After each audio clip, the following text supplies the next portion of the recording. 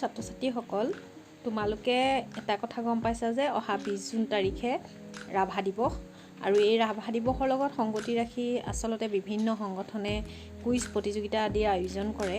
আৰু তোমালোকে যদি কোনোবাই এনেধৰণৰ প্ৰতিযোগিতাত অংশগ্ৰহণ কৰিব বিচাৰিছা, তেনেহ'লে তোমালোকৰ সহায়ক হোৱাকৈ মই বিষ্ণুপ্ৰসাদ ৰাভাদেৱৰ জীৱন আধাৰিত প্ৰায় শতাধিক প্ৰশ্নোত্তৰ ইয়াত অন্তৰ্ভুক্ত কৰিবলৈ বিচাৰিছোঁ। আৰু আজি এই মোৰ ভিডিঅ'টোৰ আজি এই খণ্ডটো প্ৰথম খণ্ড, আৰু ইয়াত মই আজি 30টা প্ৰশ্ন অন্তৰ্ভুক্ত কৰিছোঁ। আশা কৰোঁ তোমালোকৰ সহায়ক হ'ব। 1 নং প্ৰশ্ন, বিষ্ণুপ্ৰসাদ ৰাভাদেৱৰ জন্ম ক'ত আৰু কেতিয়া হৈছিল? উত্তৰ 1909 চনৰ 31 জানুৱাৰীত বাংলাদেশৰ ঢাকা চহৰত হৈছিল। 2 নং প্ৰশ্ন, বিষ্ণুপ্ৰসাদ ৰাভাৰ অন্য নাম কি কি আছিল? উত্তৰ কলাগুৰু আৰু সৈনিক শিল্পী। 3 নং প্ৰশ্ন, বিষ্ণুপ্ৰসাদ ৰাভাক সৰুতে কি বুলি মাতিছিল? ইয়াৰ উত্তৰটো হ'ব হুতু বুলি। 4 নং প্ৰশ্ন, বড়ো ভাষাত ৰাভাদেৱক কি বুলি কৈছিল? ইয়াৰ উত্তৰটো হ'ব আদা ৰাভা। প্ৰশ্ন নং 5, কলাগুৰু বিষ্ণুপ্ৰসাদ ৰাভাদেৱক কেতিয়া কলাগুৰু উপাধি প্ৰদান কৰা হৈছিল? ইয়াৰ উত্তৰটো হ'ব 1939 চনত। 6 নং প্ৰশ্ন, বিষ্ণুপ্ৰসাদ ৰাভাদেৱে মেট্ৰিক পৰীক্ষা পাছ কৰোঁতে এটা বিশেষ বঁটা লাভ কৰিছিল, সেই বঁটাটিৰ নাম কি আছিল? ইয়াৰ উত্তৰটো হ'ব কুইন এম্প্ৰেছ বঁটা। 7 নং প্ৰশ্ন, বিষ্ণুপ্ৰসাদ ৰাভাদেৱৰ জীৱনত এগৰাকী বিখ্যাত ৰাছিয়ান নৃত্যশিল্পীৰ প্ৰভাৱ পৰিছিল আৰু তেখেতৰ নাম কি আছিল? ইয়াৰ উত্তৰটো হ'ব আনা পাভলোভা। 8 নম্বৰত আছে, বিষ্ণুপ্ৰসাদ ৰাভাদেৱৰ দেউতাকৰ নাম কি আছিল? আৰু বিষ্ণুপ্ৰসাদ ৰাভাদেৱৰ দেউতাকৰ নাম আছিল গোপাল ৰাভা। 9 নম্বৰত এটা প্ৰশ্ন দিছোঁ, ৰাভাৰ দেউতাক গোপাল ৰাভাই ৰাভা নিলিখিছিল, তেওঁ কি উপাধি লিখিছিল? তেওঁ লিখিছিল মুছাহাৰী উপাধি। বিষ্ণুপ্ৰসাদ ৰাভাই বিপ্লৱৰ গুৰু বুলি কাক অভিহিত কৰিছিল? উত্তৰ শ্ৰীমন্ত শংকৰদেৱক। 11 নং প্ৰশ্ন, বিষ্ণুপ্ৰসাদ ৰাভাই কি ছদ্মনামত কবিতা লিখিছিল? ইয়াৰ উত্তৰ হ'ব বিষ্ণুপ্ৰিয়া ৰাভা ঠাকুৰীয়া ছদ্মনামত।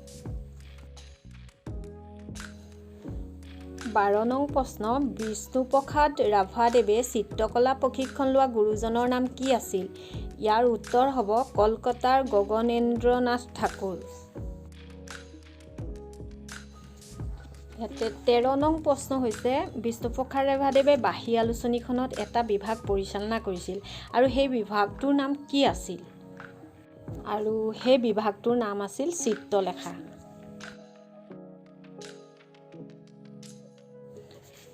14 নম্বৰত এটা প্ৰশ্ন দিছোঁ, বিষ্ণুপ্ৰসাদ ৰাভাদেৱে 2খন আলোচনীৰ বেটুপাত অংকন কৰিছিল, আলোচনী দুখনৰ নাম কি কি আছিল?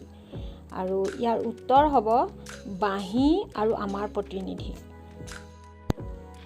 15 নম্বৰত এটা প্ৰশ্ন দিছোঁ, বিষ্ণুপ্ৰসাদ ৰাভাদেৱে বাঁহী আলোচনীত 1930 চনৰ পৰা এলানি প্ৰবন্ধ প্ৰকাশ কৰিছিল, প্ৰবন্ধলানিৰ নাম কি আছিল? আৰু ইয়াৰ উত্তৰটো হৈছে বৃহত্তৰ অসমৰ পৰিকল্পনা। 16 নম্বৰত এটা প্ৰশ্ন আছে, এই বৃহত্তৰ অসমৰ পৰিকল্পনা যিখন তেওঁ বাঁহী আলোচনীত প্ৰায় 1930 চনৰ পৰা প্ৰকাশ কৰিছিল, সেই বৃহত্তৰ অসমৰ পৰিকল্পনা প্ৰবন্ধলানিৰ মূল বিষয়বস্তু কি আছিল? ইয়াৰ উত্তৰটো হ'ব পুৰণা অসমৰ সাংস্কৃতিক ঐতিহ্য। এইবাৰ এটা সহজ প্ৰশ্ন, ৰাভাদেৱৰ প্ৰিয় খেল কি আছিল? উত্তৰ ফুটবল খেল।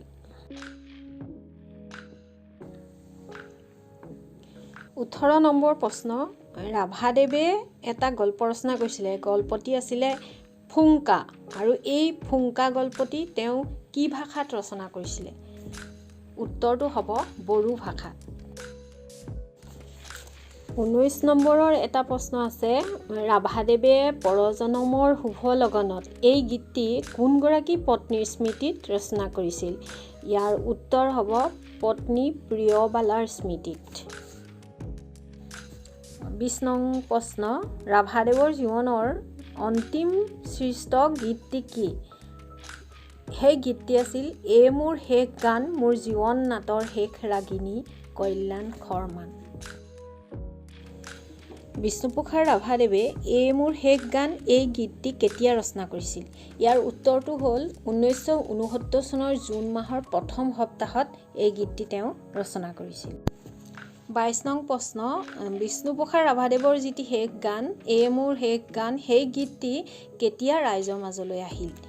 ইয়াৰ উত্তৰ হৈছে তেওঁৰ মৃত্যুৰ দিনা অৰ্থাৎ 1969 চনৰ 20 জুনৰ দিনা।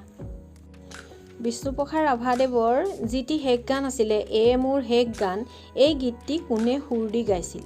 ইয়াৰ উত্তৰ খগেন মহন্তদেৱে। 24 নং প্ৰশ্ন, ৰাভাদেৱৰ স্মৃতিত ভাৰত চৰকাৰে এটি ডাকটিকট উন্মোচন কৰিছিল আৰু এই ডাকটিকটটি কেতিয়া উন্মোচন কৰিছিল?